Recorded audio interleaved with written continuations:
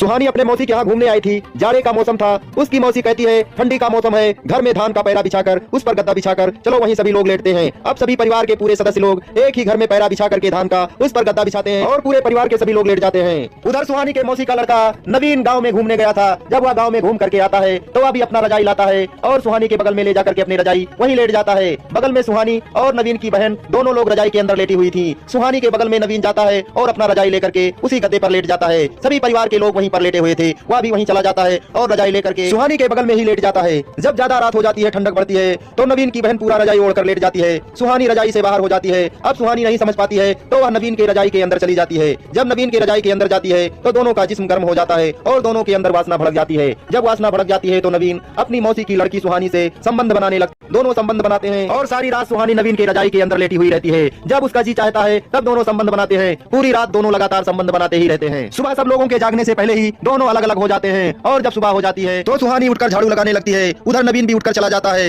Latrine bathroom से जब वह वापस आता है तो सुहानी से कहता है आज की रात में तो बहुत आनंद आ गया। सुहानी मुस्कुरा कर रह जाती है और नवीन मार्केट चला जाता है। मार्केट जब वह जाता है तो मेडिकल स्टोर से 100 mg का बिगोरा की गोली ले आता है और रात को खाना खाने के बाद में एक गोली खा लेता है। और जब सभी लोग परिवार के लोग सो जाते हैं तब सुहानी और नवीन दोनों 61-62 करते रहते हैं। इन दोनों के अवैध संबंधों का सिलसिला लगातार चलता जाता है और बढ़ता ही जाता है। एक रात की बात है, सुहानी और नवीन की बहन दोनों रजाई ओढ़कर लेटी हुई थी। तभी नवीन आ जाता है दूसरा रजाई लेकर और वहीं बगल में लेट जाता है। जब रात होने लगती है तो सुहानी नवीन की बहन की रजाई के अंदर से सरक करके नवीन के रजाई के अंदर आ जाती है। जब वह उसके रजाई के अंदर चली जाती है तो नवीन की बहन जाग जाती है और सुहानी और अपने भाई नवीन को देखती है। दोनों अवैध संबंध बना रहे थे। वह इस बात को अपने माँ से बताती है। सुबह जब होती है तो अपने माँ से बताती है। अब नवीन की माँ सुहानी को उसके घर भेज देती है। उधर नवीन भी सुहानी के साथ चला जाता है और जब उसके साथ जाता है तो अपने मौसी के यहाँ रुक जाता है। वहाँ भी सुहानी के साथ संबंध बनाता है। मगर एक दिन नवीन की मौसी सुहानी और नवीन को अवैध संबंध बनाते देख लेती हैं तो दोनों को बहुत डांटती हैं। दोनों को बहुत डांटती हैं और कहती हैं तुम दोनों बहुत गलत कर रहे हो। सुहानी को जब डांटती हैं और नवीन को डांटती हैं तो दोनों प्लान बना लेते हैं कि रात होने दो, रात होते ही हम दोनों कहीं भाग चलते हैं। और जैसे ही सभी लोग खाना पानी खा पी करके सब सो जाते हैं तो सुहानी और नवीन दोनों घर से भाग जाते हैं और भाग करके मुंबई चले जाते हैं। तो दोस्तों सावधान रहें, सतर्क रहें, अपने परिवार को सुरक्षित रखें और अपने बच्चों का सही मार्गदर्शन करें और बुराइयों से बचाए रखें। तो दोस्तों मिलता हूँ आपको अगले वीडियो में, तब तक के लिए नमस्कार।